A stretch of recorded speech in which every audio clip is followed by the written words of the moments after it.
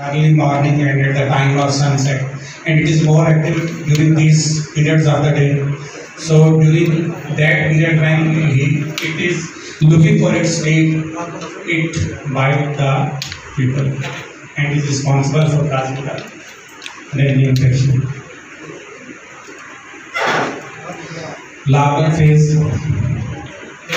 This is the different places. It is a freshwater mosquito, and these are the different places where it can survive, where it can breed.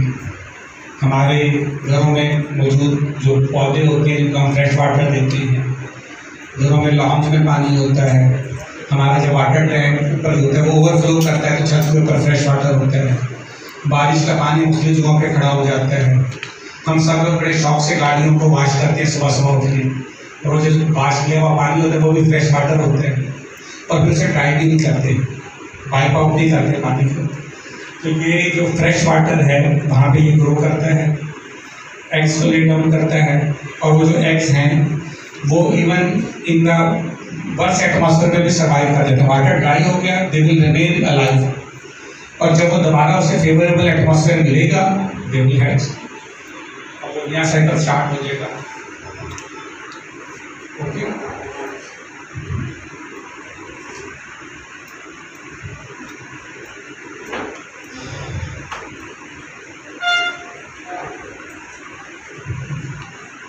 Other mosquito borne illnesses. जब हम differential diagnosis की बात करते हैं तो हमें other जो mosquito borne infection हैं उसके बारे में भी एक वेल वर्स्ड नॉलेज होना चाहिए। The protozoal infection, that is malaria, filariasis, can also present with acute febrile illness. Alpha viruses, chikungunya, Mayaro fever, Rose fever, Eastern, Western, and Venezuela.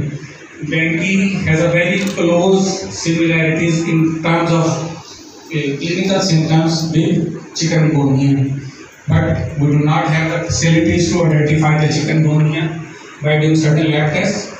So it must be added in the laboratory testing. Then comes the flavivirus, Zika fever. Zika fever is also common and is present in Pakistan along with chikungunya and dengue fever. West Nile fever is not present in Pakistan as Chikungunya encephalitis, Japanese encephalitis, and yellow fever.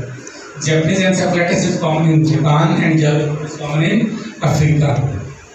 In Pakistan, chikungunya, Zika, malaria, filariasis, these can be among the differential diagnosis, among the possible causes that can cause the fever similar to dengue presentation. आते हैं please हमारे पास, हम test करवाते हैं, dengue negative निकल आते हैं, leucopenia भी मिल रहा होता है, थ्रोम्बोसाइटोपेनिया भी मिल रहा होता है, high grade fever with fatigue, pain, headache, सारे फीचर्स होते हैं। लेकिन टेस्ट NS1 भी नेगेटिव, IgM भी नेगेटिव, फिर क्या करना है?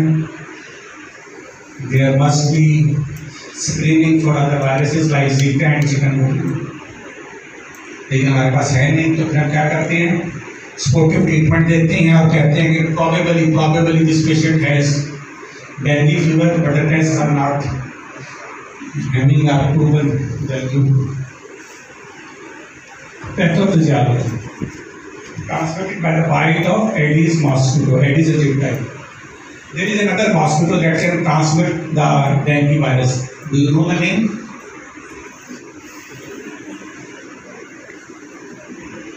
पता है किसी को नाम? Another mosquito that can transmit the dengue, Aedes albopictus. What is incubation period? Its incubation period is 3 to 14 days. What do you mean by incubation period? What is your understanding? जी फिजान, क्या understanding है कि इम्तहान देकर आए हो? Incubation period.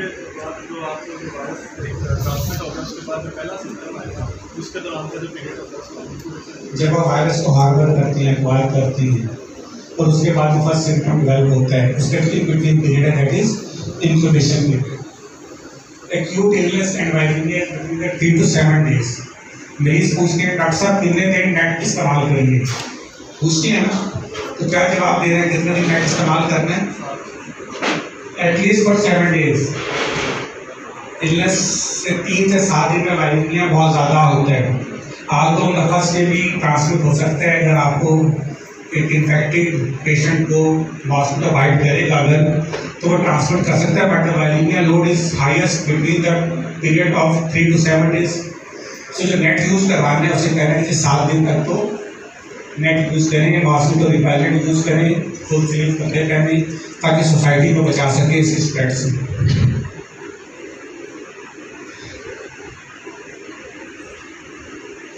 Disease factors के dengue 2 serotype is most virulent, common भी है पाकिस्तान में, विरुलेंट भी है।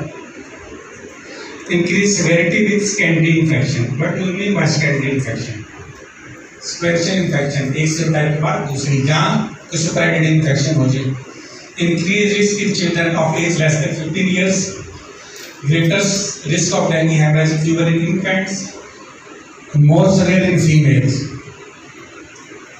Why more severe in females?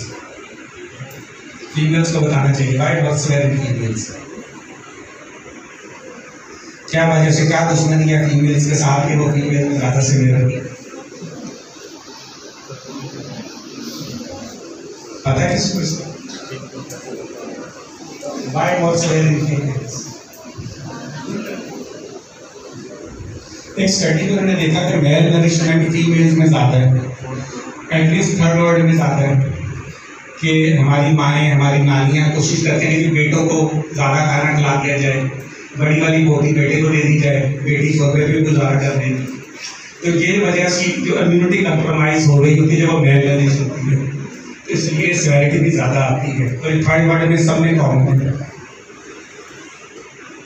Increase mortality with comorbid condition, अगर पेशेंट है वो डायबिटिक है, इस्केमिक हार्ट डिजीज है, रीनल फेलियर है, फैटी फेलियर, लिवर सिरोसिस है, तो उनमें सेवेरिटी ज़्यादा होगी। Less common in malnourished children, खवातीन में ज़्यादा है, बच्चों में कम है। क्यों? बच्चों में मेल नरिशमेंट थोड़ी ज़्यादा। जो इन्फेक्ट्स होती हैं, जो मदर फीड के ऊपर होते हैं, तो एक नेचुरल सोर्स ऑफ इम्यूनिटी में मिल रहा होता है, तो मेल नरिश भी हो तो भी उनमें प्रोटेक्शन ज़्यादा बेहतर होती है और उनमें ज़्यादा कॉमन नहीं होता। क्लिनिकल प्रेजेंटेशन, 4 तरह की क्लिनिकल प्रेजेंटेशन हो सकते हैं। नॉन स्पेसिफिक फेब्राइल इलनेस, उनका 1 आध दिन का फीवर होगा, सेटल हो जाएगा, उसमें पता नहीं चलेगा। क्लासिक डेंगू फीवर हो सकता है, डेंगू हेमोरेजिक फीवर या डेंगू शॉक सिंड्रोम। ये स्पेक्ट्रम ऑफ इलनेस की किस तरह की डिजीज हो सकती है। ये पेशेंट जो है वो सीएनएस डिसफंक्शन, एन्सेफेलाइटिस के साथ भी प्रेजेंट कर सकता है। जो एन्सेफेलाइटिस हमारे पास आता है, पाकिस्तान में डेंगू कॉमन है, तो जो एन्सेफेलाइटिस को भी कंसीडर कर सकते हैं कि मे बी डेंगू सीजन में अगर एन्सेफेलाइटिस है तो मे बी स्कैंडी2 फ्लेविवाइरिया, लिवर फेलियर कर सकता है एंड मायोकार्डाइटिस कर सकता है। तो ये भी डिफरेंशियल डायग्नोसिस में मायोकार्डाइटिस या लिवर फेलियर में देखना चाहिए डेंगू ड्यूरिंग डेंगू सीजन्स।